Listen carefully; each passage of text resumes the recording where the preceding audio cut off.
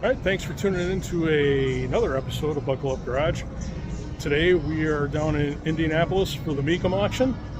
I've been here several times and this has grown quite a bit since I first came here in I think 2019.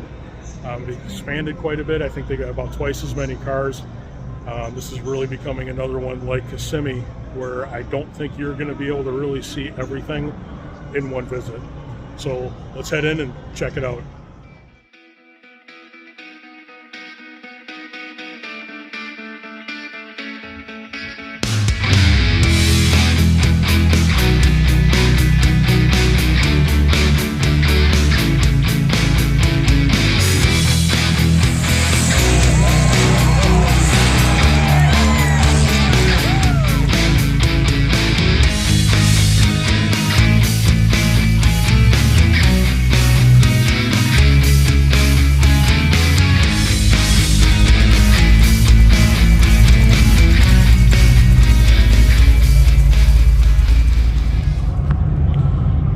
This is the first time I have seen a Swiss cheese Catalina in person, and there's two of them, at least. For those of you who don't know what these are, and I don't have a lot of detail that I can say for sure, but this is a drag effort by Pontiac, and the idea was to make the cars as light as possible. And one of the things they did was they hole saw drilled the frames on these things to cut down on weight. This one, the Ace Wilson's Royal, was a car that was actually driven by Jim Wagner's. You can see that. That's some of the documentation to it. I really wish I knew more about these cars, because I know this is something I am probably never going to see again in my life. But I am going to quick kind of duck down here and see if I can give you a shot of what makes them the Swiss cheese Catalinas. Like I said, this is one, this one's restored to stock. Let's get down here real quick. Man, this thing is beautiful. But there you go. Drilled frames to take weight out, because as the theory goes, nothing is lighter than a hole. You can see right through it. That's amazing.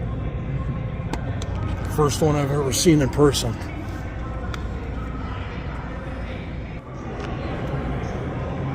Alright, this we have a 1969 Plymouth Barracuda. It has got, it says a small block 426 R3 block. Pretty special deal. Not a lot of those floating around. Obviously this is a full custom. You see the R series small blocks were different head layout as far as I remember. I really don't see a lot of them with the cross ram setup. I don't want to really talk too much about it because I don't really know that much of the details of those, other than they are a pretty rare deal. This one is set up as like a custom drag car street machine. Love the color. Love the color. Got a roll bar, full interior.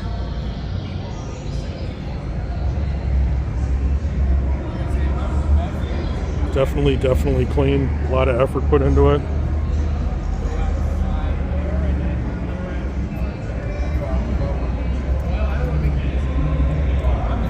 It is a notchback versus the fastback, a little bit more rare. Personally, I like these better.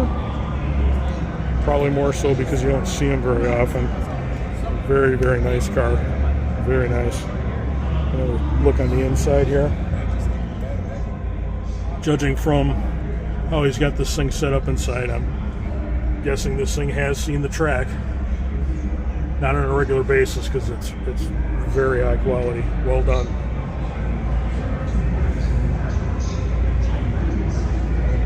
One last shot of the motor. Gordon stroke 426 R3 small block.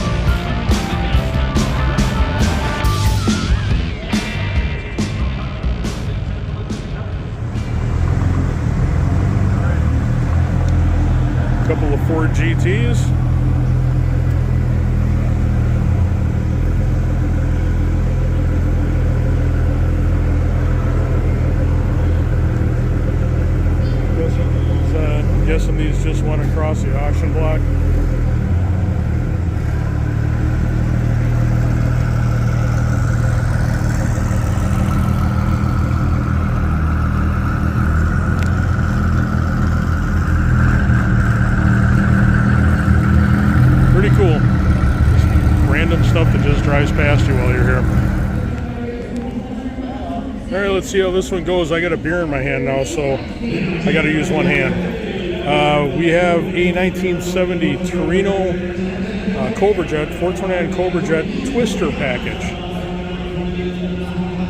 These are one of my favorite non-Mopars. I've always liked the way these are styled and look. This one's very nice. It's got the right tachometer in it. You're winning points with me right there. It is a 4-speed. Like I said, it is a Twister special package. Walk around this here.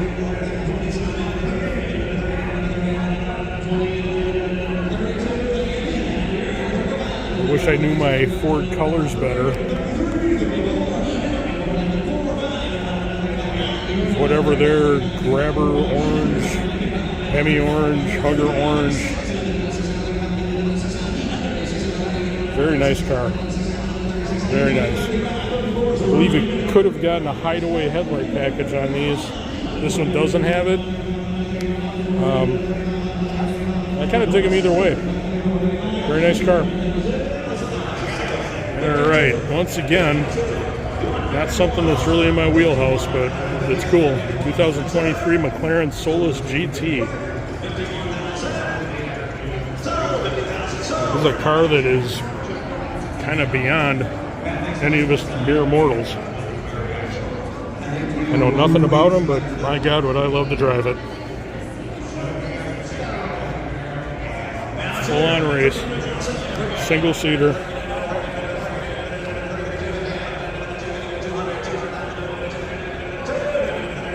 Something else. Beautiful car. Beautiful car. Okay, so every year, every Mecum that I come to, I find the lowly forklift that is sitting out amongst all these cars, nobody paying attention to it, and I try and give it a little love. Now, while I'm not an expert on forklifts, I have run across forklift Cat 503 51 372, and I'm giving it a little love. They do all the hard work here. They don't get any of the glory. Oop. Yeah, Buick Skylark. Very nice. But back to the forklift. The unsung hero of the auction. While there are several, rarely does anybody paying attention. So if you come to a Mecum, spend a little time with the forklift. Show it that you care. Okay, and this is going to be your what the hell is this item that you come across at a Mecum auction. This is a 2020, what the hell do they call it? A fat truck, 2.8 cubic inch, I guess, wagon. It is amphibious. You can tell by the wheels this thing's got to float. Like a personnel carrier or some crap like that. Can't say as I've ever seen one before. Can't see as I've ever needed to see one before.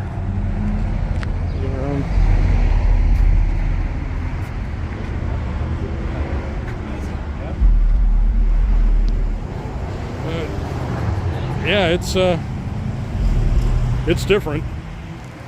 I'm gonna have to assume that whatever it's designed to do, it probably does pretty damn well.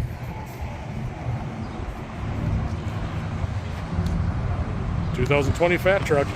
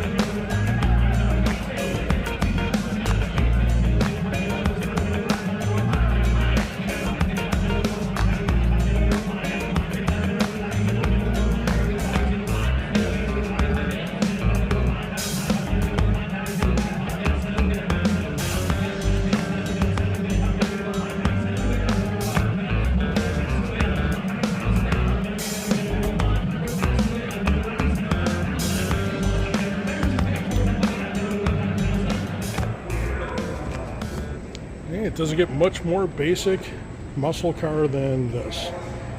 It's a 1972 Chevy Nova 350.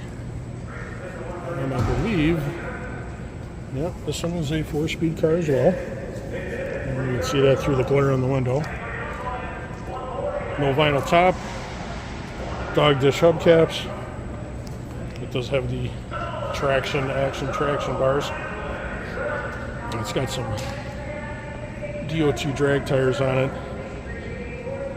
But back in the day, these things were dirt cheap, light, good power. I guess you would say this would fall into the same category as a 340 Plymouth Duster. Maybe the Falcon in the Ford line. But cheap transportation, less weight. Just a basic go fast package. Very nice car. I'm not much of a Ford guy, but when you see something like this, you can't help but stop. 69 F350, 428 in it, I believe it said. It is completely restored underneath. Let me get in the wheel well.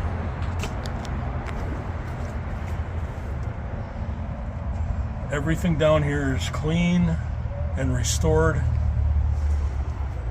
but he left the body alone, and it is fantastic.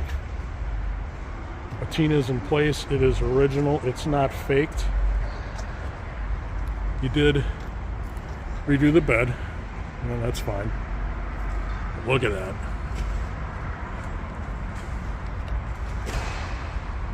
This is just beautiful. I would drive this every day of the week. Look inside the interior. Wait till you hear all the door sounds opening and closing. Just 100% time machine. Interior's redone. It's got a modern cluster in it. Upgraded. Headliner's done. Listen to when the door shuts.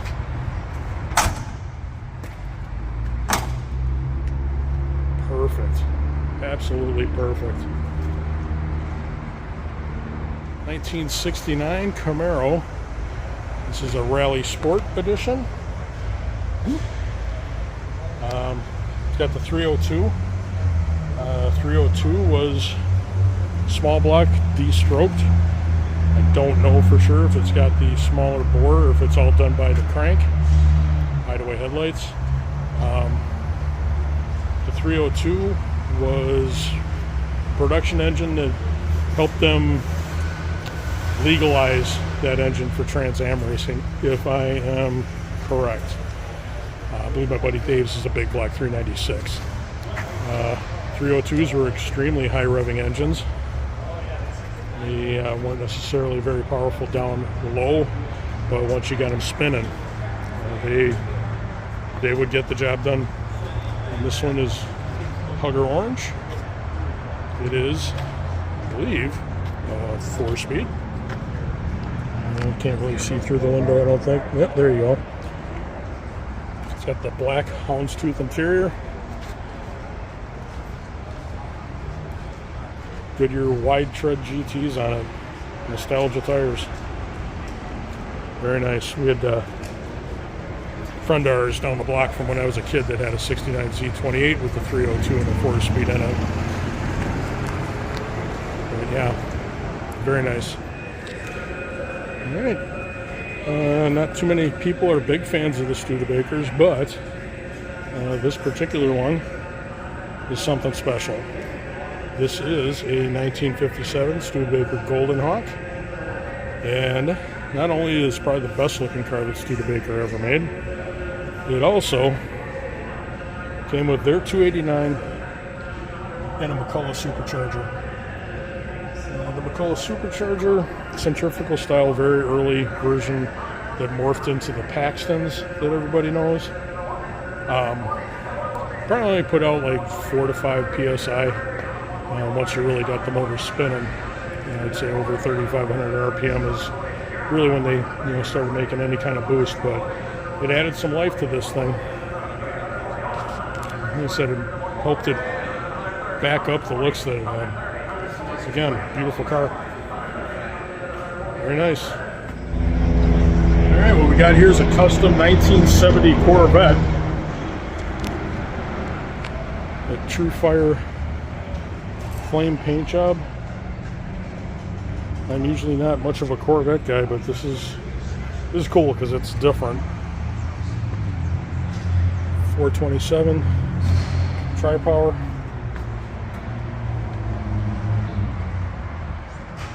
You know, you get used to seeing unbelievable amounts of Corvettes at this place. It's neat to see one that's been customized. So let's get the tilt nose station wagon kind of cap on the back of it.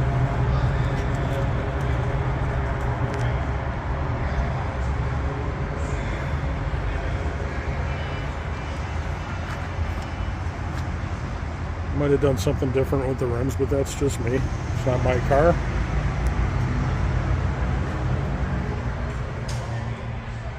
Pretty stock interior, except for maybe the steering wheel.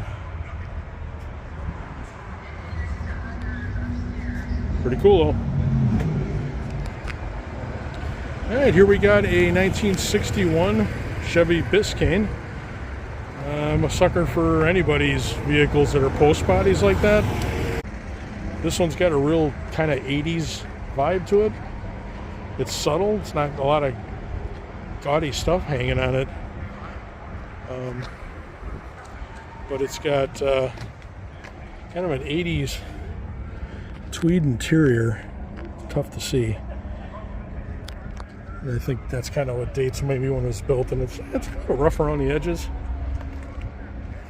But overall, you know, considering I'm not big on yellow, this one kind of caught my eye. It's a good looking vehicle.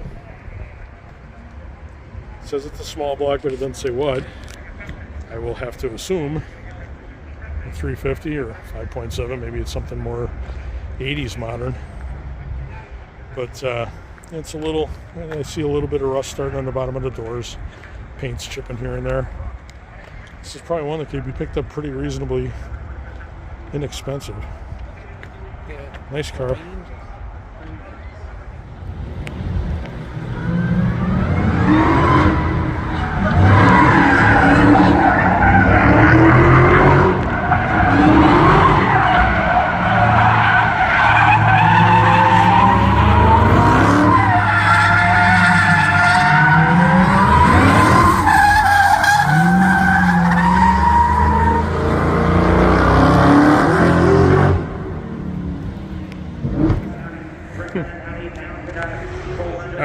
So I've now seen this car, I think, 4 times, 4 different auctions. A lot of you guys probably know it.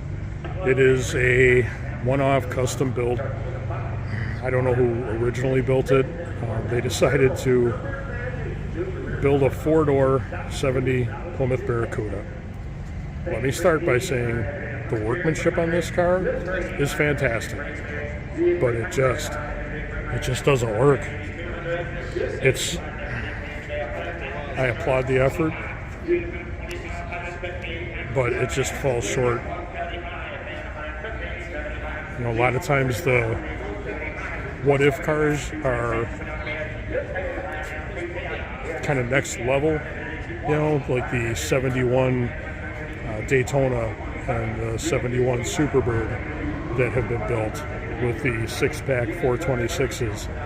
You know, the woulda, coulda, shoulda cars, but this, it just, I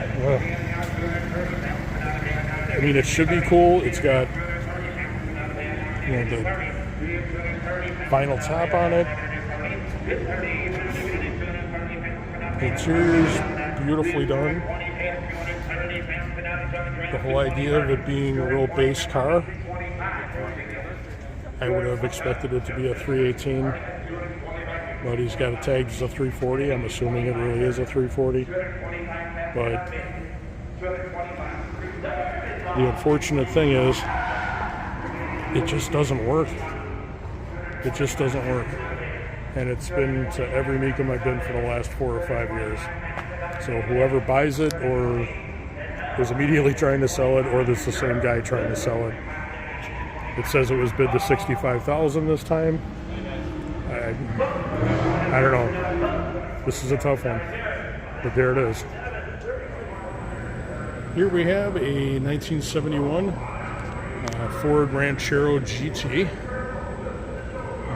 Ford's answer to the El Camino. This one's got hideaways, even though they're kind of half opened. This particular one, got to work around that post. This particular one is a 429 Cobra Jet. You can see the stats on it. It does have the shaker hood, Magnum GTs, or Magnum 500s. I always thought these were a little bit more finished off looking than the El Caminos. I like the lines better. I believe theirs were also based off the station wagon platform.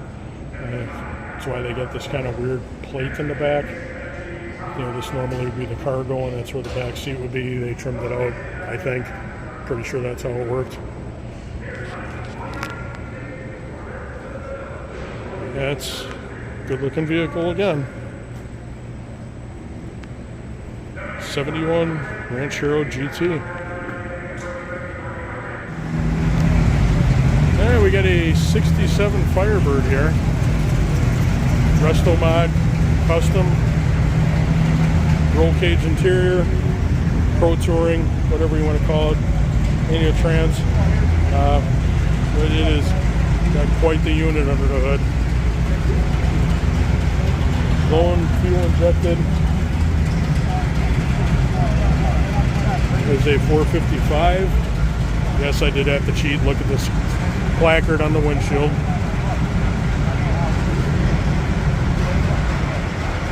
Really nice, well done car.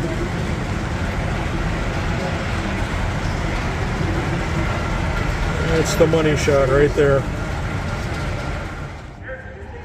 We got a 71 Camaro Z28 Pro Mod, a mild Pro Mod. It's a 350. It is still carbureted, it looks to be. I would have expected to see an LS in here, but I kind of like the fact that he's got the old school motor in it. Kind of more modern set of wheels. I really like the color, but I am a sucker for the forest greens.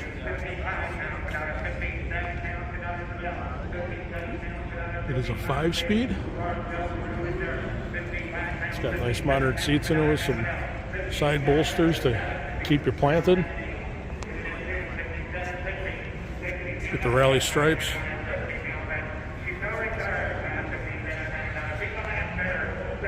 Very nice. I do like this generation Camaro, probably the best. You know, over the 67, 68, 69, the first gens. I like the flow of the lines on these things. And this one's it's a pretty car.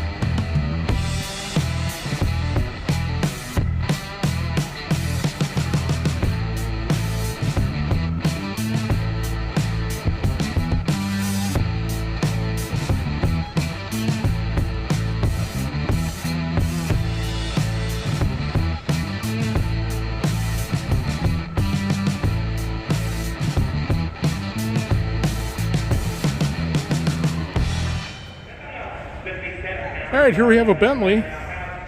And here we have, what the hell is that? Street Freak, I guess is what you would categorize it as. 85 Monte Carlo. It says Gasser. That doesn't say Gasser to me. That says Street Freak. From what I can tell, all this functions. There's a legit blower. There is a legit belt. I'm not sure exactly how the induction works, but I think it works. It has got all the metal flake in it. I mean, all the metal flake. It has got things going on here that I don't know how to explain. I will say it grabbed my attention amongst a lot of other cars that are sitting here. Oh, I didn't even see this on the back. What's happening here? Wheelie bars and monkeys. Monkeys. Don't know why. As another guy was passing by, I used the saying I say a lot, which is that's an awful lot of effort to make a car unsellable, to which he pointed out it's sold. So there's at least 2 people on the face of the earth that actually like this. And I'll be truthful, I can't say that I hate it. I don't know that I'd want to own it though. But yeah, Street Freak Gasser over metallic chaotic induction 85 Monte Carlo. 1968 Plymouth. This one says it's a one owner from new, about 65,000 on it. There's a long-standing belief between me and a couple of my friends that if cars are green, it preserves them. This one is green top, and looks like green guts.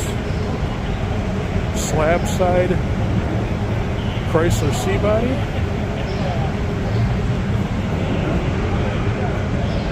Looks like it may have been painted once in its life, maybe twice, I don't know.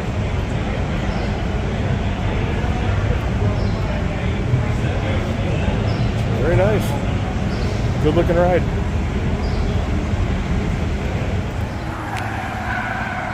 All right, hopefully you can hear me over the Dodge guys having fun in the parking lot behind us. I got a 1970 Javelin.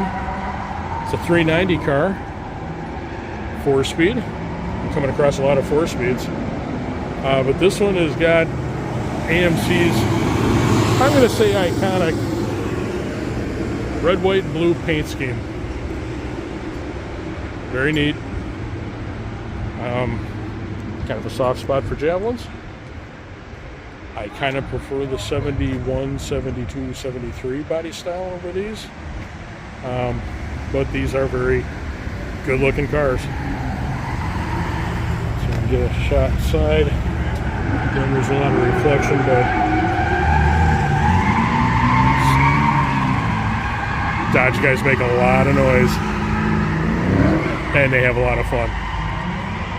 But yep, 390 car. Good looker. Good looker.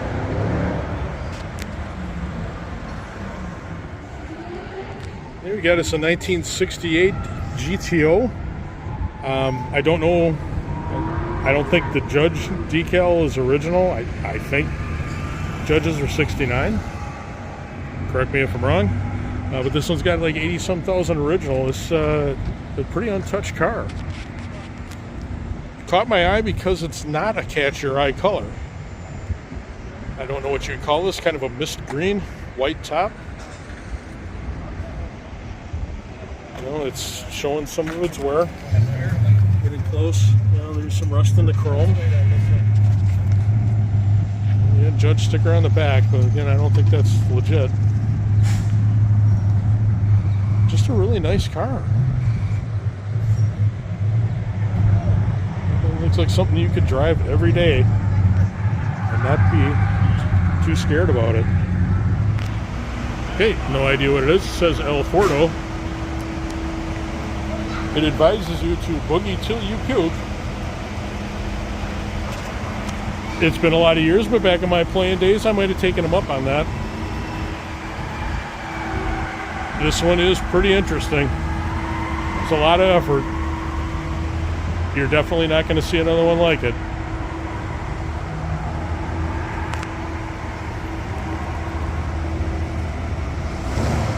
A lot of work went into this, and somebody else bought it.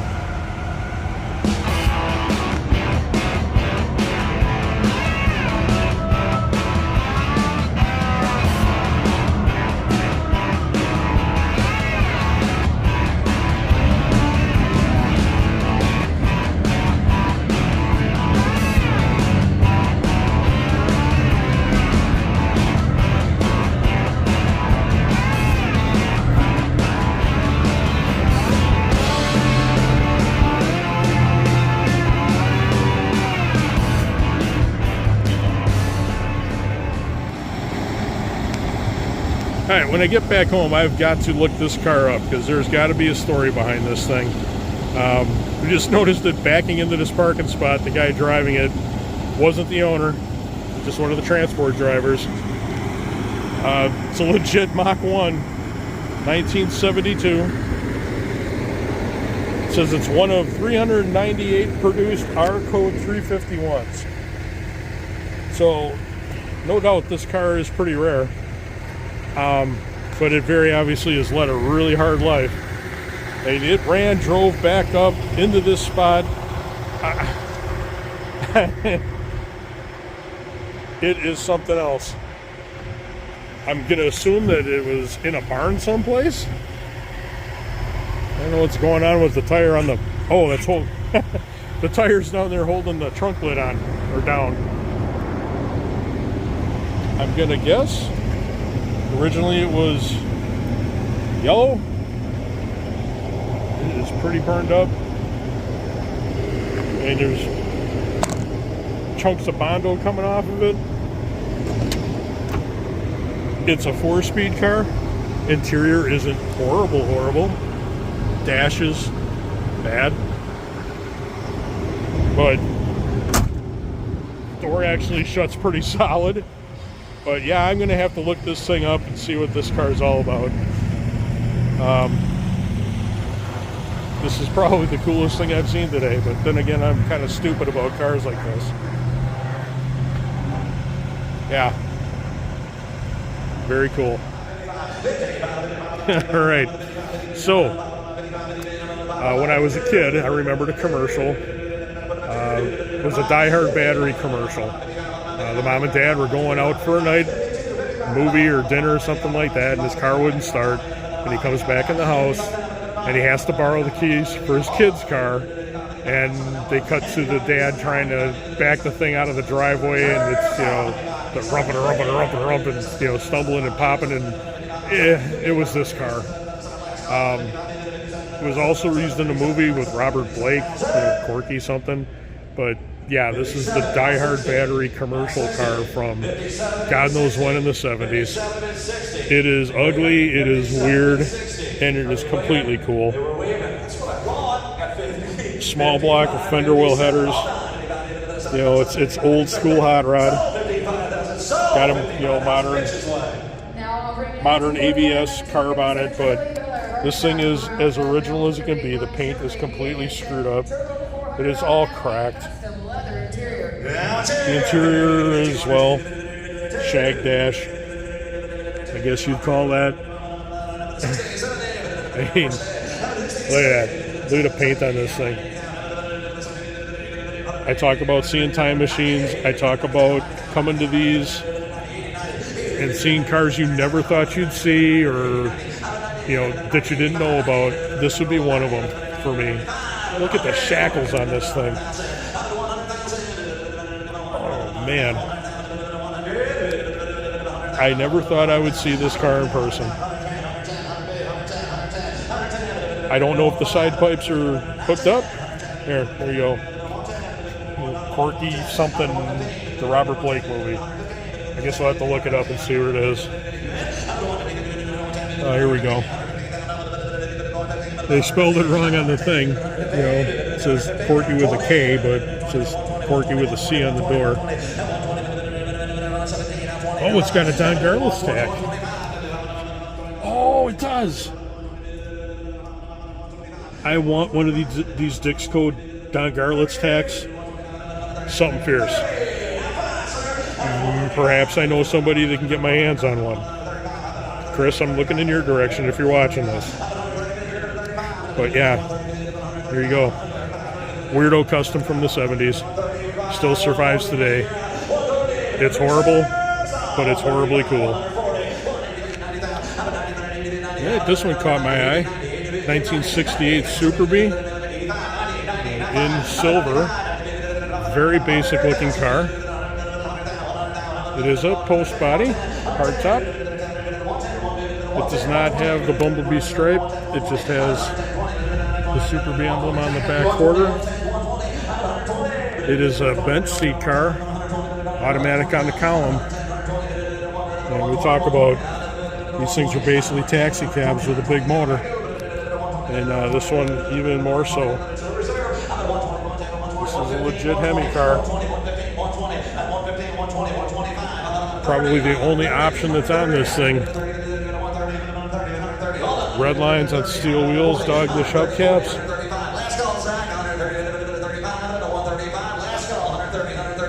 Really nice. Really nice. All right, 1970 Buick GSX. One of 491 produced, if this is correct. It's a 455 and a 4-speed. This is another one, if you know what it is, you understand why this is cool. Buick kind of considered themselves, you know, in their performance models, the gentleman's hot rod. When it comes to torque, nothing beats a Buick. They weren't necessarily the highest horsepower rated, but these had the absolute grunt motors. Stoplight to stoplight, it was hard to beat one of these. I believe they only came in this and white. I believe. I might be wrong on that. Got the hood mounted tack. It's got a picture of the undercage of it. And very well restored. Beautiful, beautiful car.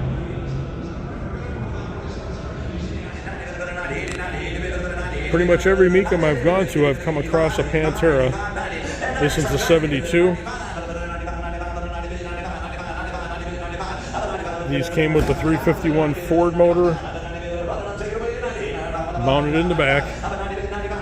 I always point out they've got that cool European sports car look and the American muscle car sound.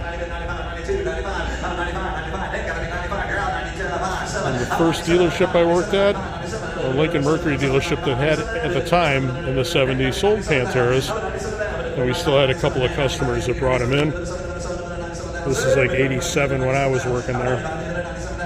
Didn't really even know what they were, and then one came in and I was sold.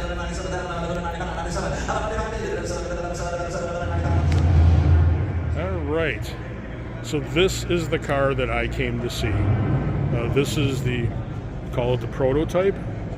They call it the mule of the Pro Stock 68 Barracudas, the 426 race Hemi cars. This is the car that they basically figured out how to do this with. I did get the opportunity just now to talk to the owner briefly. He's having a hard time with selling it. I can understand why. When it comes to being a Mopar guy, one of the high points for any of us is the 68 Super Stock Hemi A-bodies. This is the car that all that started with. A lot of people didn't realize that it still existed because it did end up being sold and run under a different moniker. I will try and maybe attach a link to what this car's history is. And for those of you that don't know what the Superstock program was and what this car means to it, it is something else. It was built in the Woodward garage. If you look on the back, it says "Who cares" on the back of it. And I believe the story behind that was kind of a slap in the face to the executives at Plymouth, because they weren't necessarily taking this program seriously, and the guys that were building it were taking it very seriously. And there was a lot of struggles to get things done, probably financially, because when it comes down to it, the heads of Mopar didn't all necessarily understand how this was going to sell cars on the showroom floor. But yeah, yeah, this is the car. Absolutely.